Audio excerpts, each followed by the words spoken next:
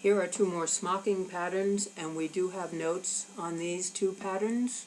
One is called the Lozenge pattern, this rectangular kind of a rendition, and the other is called the Lattice pattern, and that is this braided effect.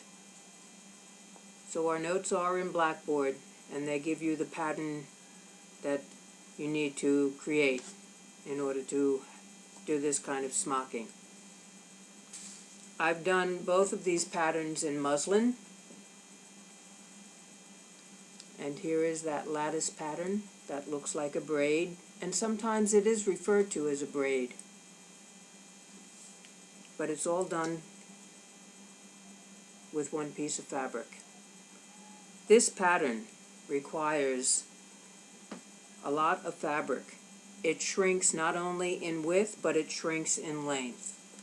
So it uses up a lot of fabric to create this pattern. And the other pattern that's here is the lozenge pattern. The lozenges are little cough drops. Generally they're rectangular. And here you see that kind of a rectangular pattern with the lozenger. This is traditionally the correct side, but when we go to the wrong side on this pattern, that has kind of an interesting effect too, and that's where we see a lot of the float stitches here.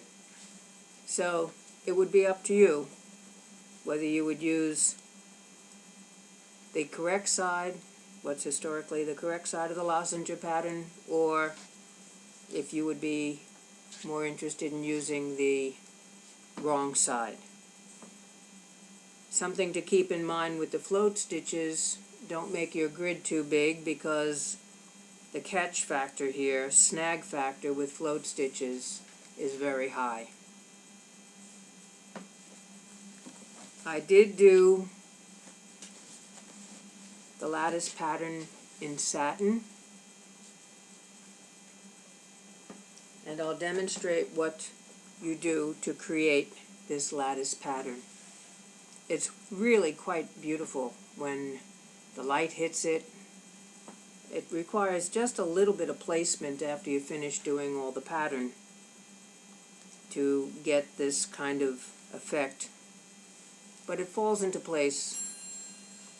And the wrong side, I think, deserves to be on the wrong side. It doesn't look like anything you'd want to show, but the correct side does. So the pattern for this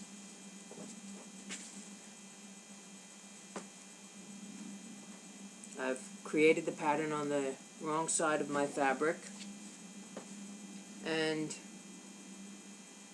it's not that difficult, but it can get confusing as you move it along.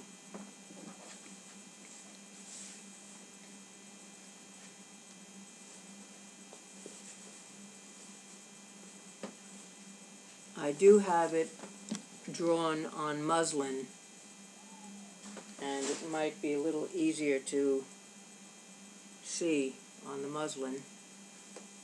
I've made my grid here 1 inch by 1 inch, so 1 inch spacing from one line down, 1 inch spacing across, and when I'm numbering my grid, and in this case the grid is done on the wrong side of the fabric, I'm numbering 1, 2, and under 1 is 3, and diagonal up to 4. And then 5, 6, and 7, and 8.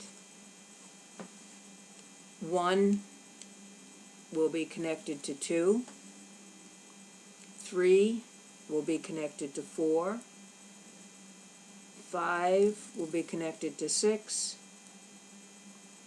7 will be connected to 8, 9 will be connected to 10, and 11 will be connected to 12, and that's how you proceed in connecting the grid for the lattice pattern. When we come to the next row, and here I'm working down the column, So when we come to the next row, I have 1 here and 2 is here. 3, 4. What tends to happen is in the next column, I'm traveling into my stitching with the previous column, so it can get a little bit confusing. So what I've done is I've labeled it 1, 2, 3, 4, and the next column over I'm using letters as well as numbers. So I'm saying 1A, 2A, 3A, 4A. And then when I go into the next one, I'm using 1B, 2B, 3B, 4B.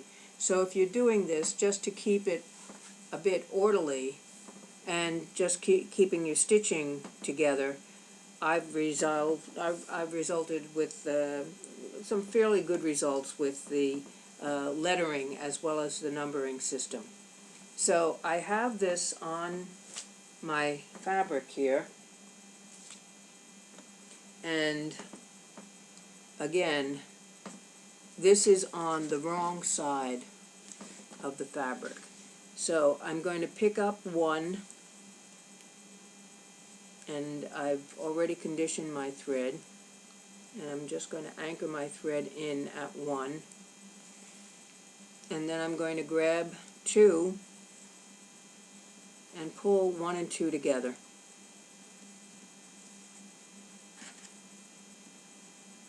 And give that a slip knot. So very reminiscent of how we've done the honeycomb stitch. And then I have 3 and 4. I'm going to float a stitch to 3, anchor it in, pick up 4,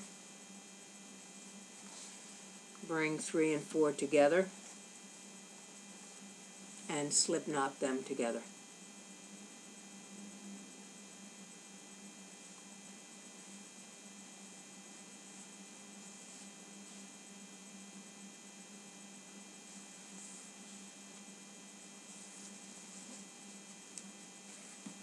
Then I'm going to float a stitch to 5, anchor it in, go to 6, bring 5 and 6 together, and slip knot them together.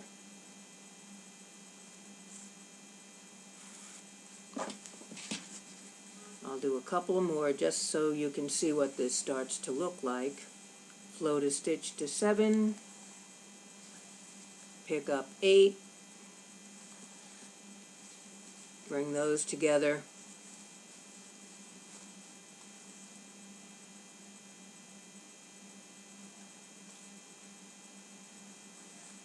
and another slip knot. 9, float a stitch, anchor it,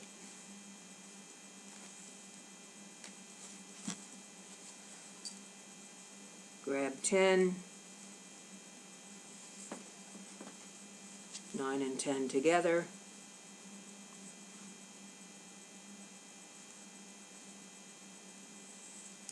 and slip knot.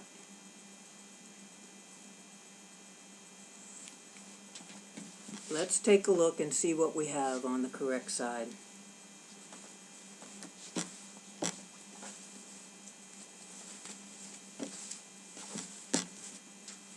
Now, one row doesn't look like much, but when you start to do multiple rows, that's when you get this nice braided effect. But you can start to see it happening even with the one row. It's a very attractive kind of a smocking technique, and I think it always leaves a favorable impression because people always wonder how you did this. And generally people think that it's with 3 pieces of fabric that you've braided the pieces, but it's really, you see how it's done. It's stitched in such a way that it creates this kind of an effect. So again, you just have to keep your wits about you on the wrong side of the fabric when you're doing all of this. The first row, is easy to follow, but when you get into the following rows, you're invading part of the stitching in the first row, and that's why I started using letters as well as numbers, just to keep it clear to me where I should be grabbing my little markings here. So that's the lattice, and it is a pretty kind of a smocking technique. And the lozenge is a nice technique as well. As I say, both of them are in your notes. And in the lozenge technique, again, to keep this a bit logical, what I've done is I've broken mine up into groups here. Group A, Group B, Group C. And the stitching here, the method, is kind of reminiscent of what we did with the honeycomb stitching. 1, 2, 3, 4, 5, 6, 7, 8, and continuing it in that fashion. So what you could do is pick up rows 1 and 2, and instead of having the rows repeated in the same fashion going down, it becomes a mirror image. So where I have 3 and 4 here is where I have 3 and 4 here, and then 1 and 2 is repeated down here. So it's as though you held a mirror at this point and just transferred everything that was on the top down to the bottom. And that's how rows 1, 2, 3, and this line get stitched. And then you repeat the same thing for this whole B section as you have for the A section. And that's how you can create the lozenge pattern. So that's how that pattern is created.